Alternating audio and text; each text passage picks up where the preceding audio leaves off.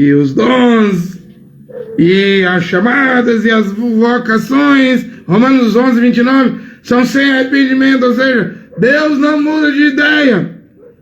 Se Deus decidiu que um homem vai nascer apóstolo, profeta, evangelista, pastor ou mestre, Deus não vai mudar de ideia. Nasce com esse dom, vai operar, vai manifestar esse dom. Então, aqui em Atos 13, Saulo e Barnabé e Saulo vão virar, já era apóstolo desde o ventre da mãe, mas vão manifestar esse fruto, né, de apóstolo.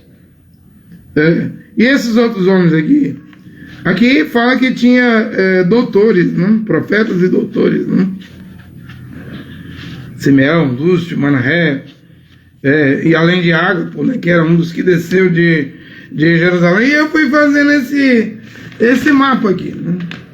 Às vezes é preciso desenhar todo o quadro para entender, né? Vimos 12 apóstolos, Atos capítulo 6, versículo 1 e 2, lá em Jerusalém, Jerusalém. Vemos aqui a Antioquia, profetas e doutores, mas Barnabé e Paulo são apóstolos, né? Mas há profetas aí.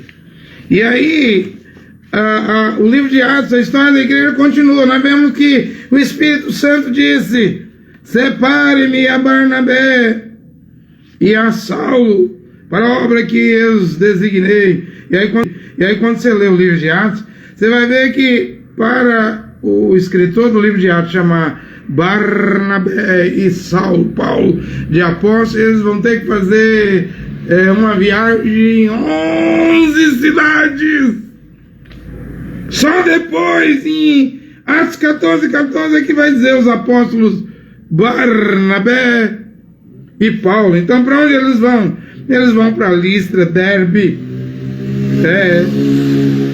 tudo aqui, ó, Seleucia, navegaram para o Chipre, Salamina, Parfo, Panfilha, Pergue, Antioquia de Pérgia, é isso? Icônio, voltou de novo para Listra, Derbe, cidades liquânias, né? Aí, sim, a Bíblia diz os apóstolos lá em Listra, depois de viajar 11 lugares, e para o Chipre, outros países. O Chipre era outro país. Só depois disso é que a Bíblia chama Barnabé e Paulo de apóstolo. Apóstolo quer dizer um enviado, né? Aí vai vendo aí, já que eles fizeram uma viagem missionária, eles vão fazer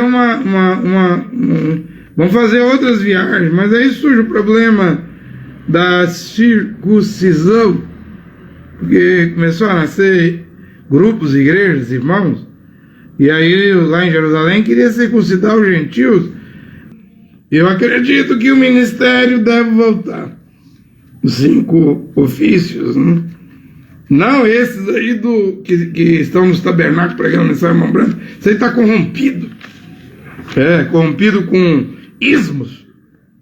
Ismo de 7 trovões, novo nome de Jesus, prega Jesus, é William Branham, que o novo nome de Jesus é William Branham, ismo disso, daquilo outro. Não, eu creio que Deus vai ter que fazer nascer um novo ministério. Um novo Efésios 4:11, nada a ver com os ismos dos que pregam a mensagem de William Branham, virou tudo ismo. Aí sim, haverá o que Paulo diz aqui, o aperfeiçoamento dos santos, e devemos chegar à perfeição. É para isso que esse Efésios 4:11 deve reaparecer nesses instantes finais, nesse momento do fim do mundo, nesse tempo do fim, quando o tempo das nações está a se encerrar, ele deve aparecer. Homens apóstolos, homens profetas, homens evangelistas, homens pastores. Eu vou explicar um pouquinho aqui, já que é o grão original, como era Paulo, como deve ser esse Efésios 4:11 da hora final. Mestres, né? Eles vêm para aperfeiçoar os santos. Então, não será para os mundanos, os mornos, os frios, os formais, os religiosos, os igrejeiros, os organizacionais católicos, protestantes, pentecostais, evangélicos, deuteropentecostais e neopentecostais. Está escrito em Efésios 4, versículo 13, é para os santos. E os santos vão usar a túnica. Eu vou passar vergonha. Vergonha é ir para o lago de fogo e o inferno. Seja santo, porque eu sou santo, está escrito. 1 Pedro 1,16. Deveria ter vergonha de pecar. Paulo diz aqui: o ministério para a edificação do corpo do Mashiach. Mas você não fala Cristo, não, isso é grego. O evangelho está perto de voltar para Israel. Está na hora do nome em hebreu voltar, e voltou. Yehoshua Mashiach, versículo 13. Esse ministério, ao que ele fará? Fará com que todos os santos alcancem a unidade da fé. Primeiro. Segundo, todos vão chegar ao pleno conhecimento do Filho de Deus. Terceiro, a medida do estado do homem perfeito. Então, com um novo Efésios 4:11 que vai surgir, atingiremos a estatura do varão perfeito. Quarto, isso aqui tudo está escrito em Efésios, aí, versículo 13. A medida da estatura da plenitude do Mashiach. Então, esse ministério deve nascer, deve vir, deve reaparecer. Para quê? Assim não seremos mais crianças joguetes das ondas agitadas por vento de doutrina. A terra está cheia de doutrina, de heresia, falsidade, doutrinação mental. Igrejas que não passam de prisão mental, que faz lavagem cerebral. Deus tem que trazer o ministério de volta. As pessoas estão presas, diz Paulo. E aqui agora serão libertos das prisões pela artimanha dos homens. Estou citando Paulo. E da astúcia que induz ao eu. Todo pregador de igreja, profeta de igreja, apóstolo de igreja, reverendo de igreja, induz ao eu. Vou chegar agora em Paulo aqui. Paulo não cobrava nada para pregar. E dirigiu a igreja rica, viu? Os irmãos da Macedônia eram pobres, pobrezinhos as igrejas. A de Corinto, Corinto era uma megalópole, uma metrópole muito rica, e Paulo estava pregando lá de graça.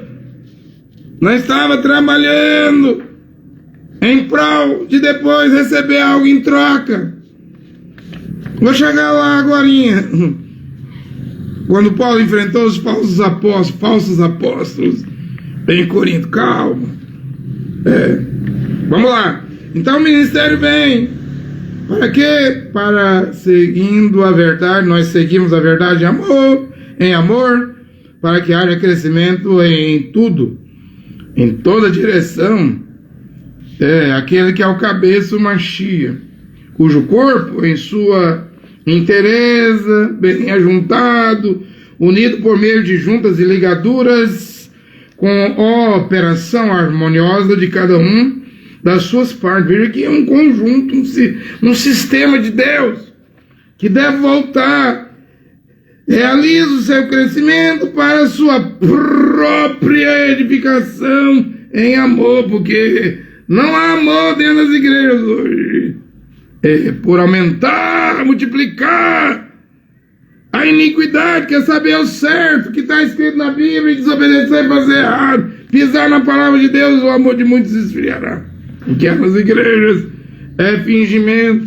Devo dizer também que eu estou aqui no capítulo 6 de Hebreus, devagarzinho, lendo bem devagarzinho Hebreus, e anotando, tanta coisa. Pensou, eu sei que Mambrana pregou sobre o livro de Hebreus, mas o que eu tenho aqui, isso aqui daria anos pregando o livro de Hebreus. Quem sabe uma hora viremos aqui. Mas o ministério deve vir. O ministério deve voltar. Eu fiz um mapa ontem à noite. Um mapa. Esse aqui abrange do livro de Atos dos Apóstolos ao Apocalipse. Eu queria entender um pouco sobre profeta, né? Porque Yehoshua, Mashiach, disse em Mateus 23, 34, portanto, eis que eu vos envio profetas. Mas para quem esses profetas? Veja que aí ele está falando que vai enviar profetas para Jerusalém, Israel. Esses profetas aí de Mateus 23, 34 é para Israel. Eu já disse aqui que no ministério, no Novo Testamento, para as nações, tem profetas também, mas eles estão em segundo lugar.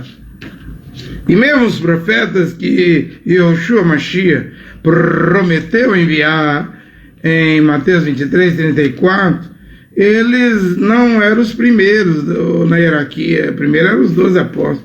Veremos aqui em Atos capítulo 11, versículo 27, diz que naqueles dias alguns profetas desceram lá de Jerusalém para Antioquia. Era a promessa de Yehoshua. Ele não disse que enviaria profetas. Em Lucas ele disse que enviaria também apóstolos. Então vemos a palavra dele se cumprir, como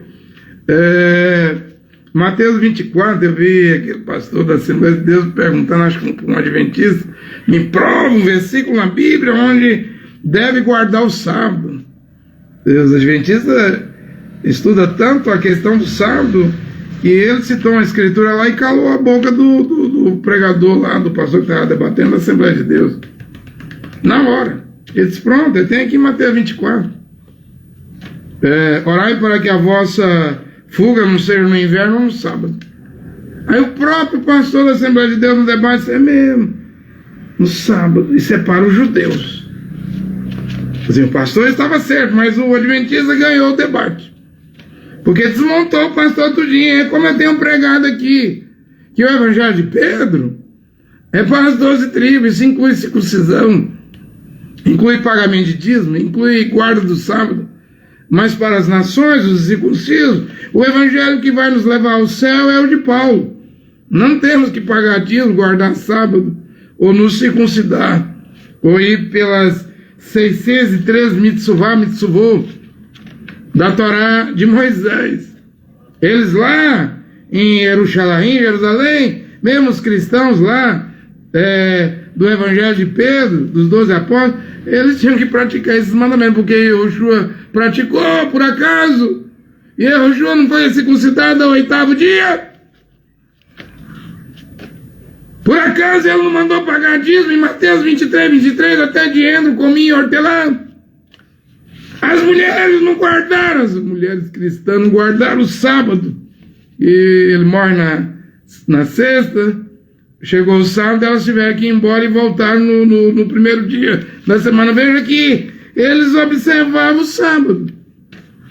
Não dá para observar aqui no Brasil. Os adventistas estão errados. Os cristãos, hebreus, israelenses, judeus estavam certos.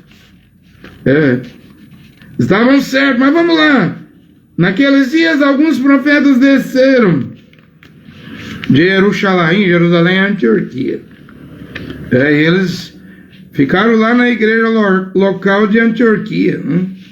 A Bíblia diz aí, apresentou-se um deles, chamado Ágapo. Esse desceu de Jerusalém, o qual começou a anunciar por meio do Espírito que estava para vir uma fome, uma grande fome sobre toda a terra. Não era só a Judeia, toda a terra. E esta fome, de fato, veio no reinado de Cláudio. Está escrito aí no livro de Atos.